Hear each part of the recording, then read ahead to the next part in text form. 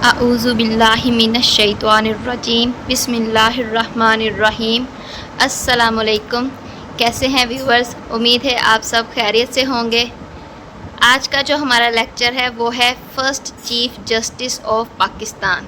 पाकिस्तान के तमाम जो पहले चीफ़ जस्टिस थे उनके बारे में हम देखेंगे। कल के लेक्चर में हमने ग्लेशियर्स ऑफ पाकिस्तान को पढ़ा था, उनको डिटेल में देखा था। पीपीएससी ने जो जो एमसीक्यूज़ उठाए थे उनको हमने कम्प्लीटली डिस्कस किया था। सेम इसी तरह आज हमने पीपीएससी ने जो जो एमसीक्यूज़ उठाए हैं ना चीफ़ जस्टिस के हवाले से, उनको भी हम देखेंगे। ये बहुत छोटा सा टॉपिक है, तकरीबन 2 मिनट का है। इसमें से ज़्यादा पीपीएससी ने या एफपीएससी ने ज़्यादा एमसीक्यूज़ नहीं उठाए हैं, चंद एक हैं, उनको हम डिस्कस कर लेंगे। पहला देखें, first Pakistani chief justice is मियाँ अब्दुल रशीद। वो देखें कि पाकिस्तान की हिस्ट्री में पहला जो चीफ़ जस्टिस था, जैसे ही पाकिस्तान वजूद में आया 1947 के बाद, अदालत का जो पहला चीफ़ जस्टिस था हमारा, वो कौन थे? मियाँ अब्दुल रशीद थे। और इनका टेन्योर क्या था? 1949 से 1954, 1949 से ये 1954 तक ये रहे हैं। इनका ये टेन्योर था, ठीक है। ये इतने अरसे तक चीफ़ जस्टिस रहे हैं पाकिस्तान के।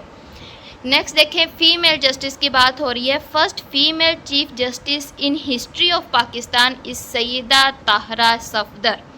पाकिस्तान की हिस्ट्री में पहली बार जो औरत चीफ़ जस्टिस बनी थी वो कौन थी? सैयदा ताहरा सफदर बनी थी। और ये कब अपॉइंट हुई हैं और कब तक इनका टेन्योर है? वो है 1 सितंबर 2018 से 2019, 1 साल का ही तकरीबन अरसा है। एग्जैक्ट डेट जो इनके अपॉइंटमेंट की है वो है 1 सितंबर 2018, और वैसे ओवरऑल ये 1 साल तक ही रही हैं। और ये बलूचिस्तान की हाई कोर्ट में थी। बलूचिस्तान की हाई कोर्ट की ये फ़ीमेल जस्टिस थी, ठीक है। ये हिस्ट्री में पाकिस्तान की पहली औरत जो चीफ़ जस्टिस बनी है उसका है, और पीपीएससी ने ये इनके बारे में पूछा है पेपर में। नेक्स्ट देखें, first women chief justice of Peshawar high court is Musarrat Hilali.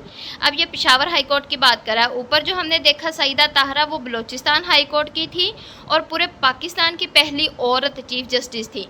लेकिन अब ये पिशावर हाई कोर्ट की पूछ रहे हैं, ये पहली नहीं है, लेकिन पिशावर हाई कोर्ट की ये पहली चीफ जस्टिस है, पाकिस्तान की ओवरऑल नहीं है ये। तो पिशावर हाई कोर्ट की पहली जस्टिस कौन थी? Musarrat Hilali, female justice. और इन्हें अपॉइंट किसने किया था? डॉक्टर हनीफ अलवी ने। आरिफ अलवी, सॉरी हनीफ नहीं है, ये आरिफ अलवी है। ये हमारे जो प्रेसिडेंट थे ना, उन्होंने डॉक्टर आरिफ अलवी, ये लफ्ज़ है आरिफ, ठीक है, सॉरी, ये है आरिफ अलवी, ओके। इसको मैं अभी रेस कर देती हूँ ताकि आपको अच्छे से दिख जाए ये सारा। नेक्स्ट देखते हैं हम लोग, first women chief justice of Punjab high court is Aliya Neelam. अच्छा, पंजाब की हाई कोर्ट की जो पहली फीमेल जस्टिस थी वो कौन थी? आलिया नीलम। ये हमने ऊपर 3 फीमेल जस्टिस को देखा है। एक बलूचिस्तान की थी, जो बलूचिस्तान हाई कोर्ट की तो पहली औरत तो थी ही चीफ जस्टिस, लेकिन ओवरऑल पूरे पाकिस्तान की थी, और वो कौन थी? सैयदा ताहरा सफदर। जबकि दूसरी हमने फिर पेशावर में देखा। पेशावर हाई कोर्ट की पहली फीमेल जस्टिस कौन थी? मुसर्रत हिलाली। और इन्हें अपॉइंट किसने किया था? डॉक्टर आरिफ अलवी ने। ये पूछा है पीपीएससी में कि मुसर्रत हिलाली की जो अपॉइंटमेंट थी वो किसने की थी, मतलब किसने अपॉइंट किया था? तो वो ये है डॉक्टर आरिफ अलवी, ये हमारे प्रेसिडेंट थे। नेक्स्ट देखिए, पंजाब हाई कोर्ट की पहली वुमेन चीफ जस्टिस कौन थी? आलिया नीलम, आलिया नीलम, ठीक है। यहाँ पर हमारा ये वाला टॉपिक जो है ख़त्म होता है। पीपीएससी ने यहाँ तक अभी तक ना सिर्फ 1-2 क्वेश्चन ही उठाए थे जो मैंने आपके साथ डिस्कस कर लिए हैं। नेक्स्ट जो है हम एक और टॉपिक देखते हैं आज का, national anthem of Pakistan. Pakistan का जो एंथम है उसके बारे में हम देखेंगे। पहला देखें, एंथम लैंग्वेज जो है हमारी वो कौन सी है? पर्शियन। जो हमारा तराना है पाकिस्तान का, उसकी एक्चुअल में जो ज़ुबान इस्तेमाल की गई, अल्फाज जो जिस ज़ुबान में लिखे गए वो कौन सी है? पर्शियन लैंग्वेज है ये। और इसे लिखा किसने था? हफीज़ जलंधरी ने 1952 में ये इसे लिखा था, हफीज़ जलंधरी ने। ये तो हम शुरू से ही पढ़ते आए हैं ना। और कंपोज किसने किया था? अहमद जीत छागला, 1949 में। एग्जैक्ट डेट इसकी 1949 है। ये पूछे गए हैं सारे क्वेश्चन जो है ना, ये सारे के सारे पीपीएससी में आए हुए हैं किसी न किसी पेपर में। कोई असिस्टेंट के पेपर में आया हुआ है, किसी जूनियर क्लर्क का, कोई भी सिंपल पुलिस वाले जो आते रहते हैं कांस्टेबल्स वगैरह के, उनमें ये इस तरह के क्वेश्चन पीपीएससी ने पूछे हुए हैं। हर एक में ना कहीं ये इसमें से ना एक एमसीक्यूज उठाया गया है। नेक्स्ट देखें, इसके टोटल स्टैंजा कितने हैं। हमारे पूरे तराने के टोटल स्टैंजा कितने? 3।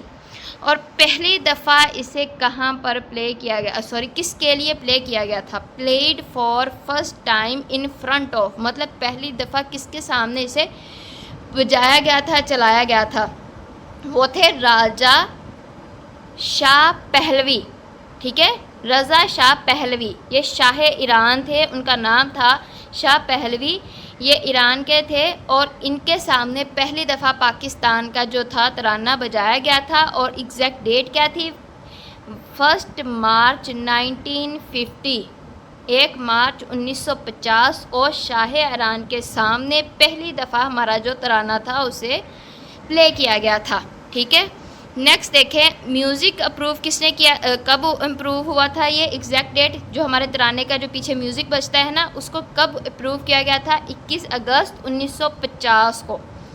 ठीक है, 21 अगस्त 1950 को इसे अप्रूव किया था गवर्नमेंट ऑफ पाकिस्तान ने। नेक्स्ट देखें, ब्रॉडकास्ट जो पब्लिकली मतलब आवाम के लिए जब इसको पहली दफ़ा ब्रॉडकास्ट किया गया था तो कब किया? 13 अगस्त 1954 को रेडियो पर। ठीक है, 13 अगस्त 1954 को रेडियो पर इसे पहली दफ़ा पब्लिकली ब्रॉडकास्ट किया गया था। और गवर्नमेंट ने इसे एग्जैक्ट अप्रूव कैसे किया? बिना अप्रूवल के इसे पब्लिकली ब्रॉडकास्ट किया गया था 13 अगस्त को, लेकिन फिर इसके साथ ही गवर्नमेंट ने 3 दिन बाद इसको अप्रूव कर दिया। वो कौन सी डेट है? 16 अगस्त 1954। ये याद रखिएगा, अगर तो वो पेपर में पूछता है कि पब्लिकली इसे ब्रॉडकास्ट कब किया गया, मतलब पब्लिक के सामने इसे कब जो है इस धुन को बजाया गया या तराने को, तो आप कहेंगे 13 अगस्त को। लेकिन अगर वो पूछता है कि इसे गवर्नमेंट ने कब अप्रूव किया, फर्स्ट टाइम पहली दफ़ा कब इसको पूरी तरह से अप्रूवल मिला, तो आप याद रखिएगा 16 अगस्त को, 16 अगस्त 1954 को। ठीक है, और इसे रिकॉर्ड किसने किया था फर्स्ट टाइम? अहमद रुश्दी। 1954 में अहमद रुश्दी ने इसको रिकॉर्ड किया था, मतलब उन्होंने इसके जो कहने तराने के अल्फाज थे उनको एक तरतीब के साथ गाया था। ठीक है, उन्होंने रिकॉर्ड किया था। नेक्स्ट देखें, total Urdu word used in it. इसमें जो टोटल उर्दू के अल्फाज जो हैं हमारे पूरे तराने में जो इस्तेमाल हुए हैं वो कौन से? सिर्फ एक लफ्ज़ है, 1, और वो लफ्ज़ कौन सा है? का। ये एक लफ्ज़ है पूरे तराने में जो कि उर्दू का है, बाकी सारे जो हैं वो पर्शियन लैंग्वेज में हैं। ठीक है, ये याद रखिएगा, ये बड़ा इंपॉर्टेंट है, ये पीपीएससी में आया हुआ है। ये ऊपर वाले में रेज़ कर रही हूँ ताकि आपको ना या सही से दिख जाए। नेक्स्ट देखें, टोटल लाइंस जो है word Pakistan used in it. अच्छा, ये एक तो देखें कि टोटल लाइंस कितनी है हमारे तराने की, वो है टोटल 15 लाइंस। स्टैंजा जो है वो 3 है और लाइंस कितनी है? 15 है। और word Pakistan use in it, ये भी पीपीएससी ने पूछा है कि जो हमारा तराना है उसमें लफ्ज़ पाकिस्तान कितनी बार जो है दोहराया गया है, उसे इस्तेमाल किया गया है, तो एक ही दफ़ा है, सिर्फ एक दफ़ा पाकिस्तान आता है, याद रखिएगा। नेक्स्ट देखें, duration of anthem in second, कि अगर वो पूछता है कि एंथम की सेकंड में कितनी ड्यूरेशन है, सेकंड की बात हो रही है, मिनट की नहीं, तो आप कहेंगे 80 सेकंड। ये एग्जैक्ट सही आंसर है पीपीएससी के हवाले से। 80 सेकंड का हमारा जो तराना है, अगर वो मिनट और सेकंड दोनों का इकट्ठा पूछता है तो फिर आप क्या कहेंगे? 1 मिनट और 20 सेकंड। पता है ना, 1 मिनट में 7 सेकंड होते हैं, तो ओवरऑल मिनट में अगर वो पूछे तो 1 मिनट और 20 सेकंड। और अगर सिंपल सेकंड का पूछे, ड्यूरेशन पूछे एंथम की, तो आप क्या कहेंगे? 80 सेकंड। ठीक है, नेक्स्ट देखें, इम्पोर्टेंट जो है आगे इंफॉर्मेशन आ रही है, ये है कि total 723 people competed for national anthem lyrics. जब हमें कहा गया था 1947 के बाद जो है तराने की हमें ज़रूरत दरपेश हुई, तो फिर जो है लोगों को कहा गया था कि आप तराना जो है वो लिखें पाकिस्तान के हवाले से। तो उस तरह का जो कंपटीशन उस हवाले से जो किया था, तो उसमें 723 लोगों ने पार्टिसिपेट किया था नेशनल एंथम जो था उसके लिरिक्स लिखने के लिए, या ये पूछा गया है पेपर में। अच्छा, पेपर में पेपर कह रही हूँ मैं, तराने में ओवरऑल जो उसके 3 स्टैंजाज हैं और 15 लाइन हैं, उनमें टोटल कितने वर्ड्स इस्तेमाल हुए हैं ये भी देखिए, 49। Total words used in anthem is 49, 49, ठीक है।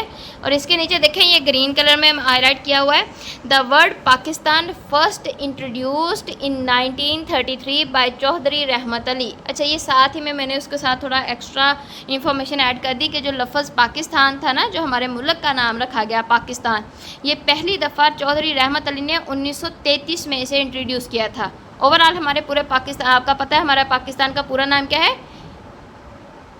इस्लामिक रिपब्लिक ऑफ पाकिस्तान, याद रखिए, इस्लामी जमहूरिया पाकिस्तान, ये हमारा ओवरऑल पूरा नाम है। नेक्स्ट देखिए, इंपॉर्टेंट इन्फॉर्मेशन है नेशनल एंथम्स के हवाले से, ओवरऑल वर्ड के हवाले से भी। वैसे तो हम वर्ड ज्योग्राफी में भी डिटेल में पढ़ेंगे, लेकिन साथ साथ जो पीपीएससी में आए हुए थे पास्ट पेपर में एमसीक्यूज, उनको मैंने साथ में ऐड कर लिया है। देखिए, the country that has longest national anthem is Greece. इसका मतलब ये है कि पूरी दुनिया में सबसे ज़्यादा जो है लंबा तराना, मतलब देर तक चलने वाला तराना जो है वो किस मुल्क का है? ग्रीस का है। ग्रीस कंट्री है, उनका तराना बहुत बड़ा है। दूसरा देखें, country has no words in national anthem is Spain. वो कह रहा है कि ऐसा मुल्क जिसके तराने में कोई लफ्ज़ नहीं है, वो कौन सा मुल्क है? स्पेन, ठीक है। स्पेन का जो तराना है उसमें सिर्फ धुन है, कोई लफ्ज़ नहीं बोलते हैं वो, जिस तरह से हमारा है ना पाक सरजमीन शाद बात, इस तरह से कुछ नहीं है, बस एक ट्यून है, ठीक है, धुन है एक, कोई लफ्ज़ नहीं है उनके तराने में। नेक्स्ट देखें, author of Sri Lanka national anthem इस, ये पेपर में उसने पूछा है कि जो श्रीलंका का नेशनल एंथम था वो किसने लिखा, ऑथर कौन था उसका, ये मैं रेस कर देती हूँ। वो था अनंदा समरकौन, लफ्ज़ है समरकौन, ठीक है, अनंदा समरकन। ये याद रखिएगा कि श्रीलंका का नेशनल एंथम उसका ऑथर कौन है, किसने लिखा है? अनंदा समरकौन ने, ठीक है। ये हमारा जो है ओवरऑल पास्ट पेपर में वर्ड ज्योग्राफी के हवाले से जो उसने एमसीक्यूज उठाए थे वो भी हमने कवर कर लिए है। अब थोड़ा सा एक्स्ट्रा देखते हैं इंडियन नेशनल एंथम के हवाले से। ये इसलिए क्योंकि पीपीएससी ने ये भी पूछा हुआ है, इंडियन नेशनल एंथम के बारे में भी पूछा हुआ है, ठीक है। ये वर्ल्ड जियोग्राफी का जो पार्ट होता है वहाँ पर देखें, उस इंडियन नेशनल एंथम का जो नेम है उसको क्या कहा जाता है? जाना घाना माना। ये उनके नेशनल एंथम का नेम है, जाना घाना माना, ठीक है। और ये पहली दफ़ा ओरिजिनली कंपोज्ड किस लैंग्वेज में था? बंगाली में ही था।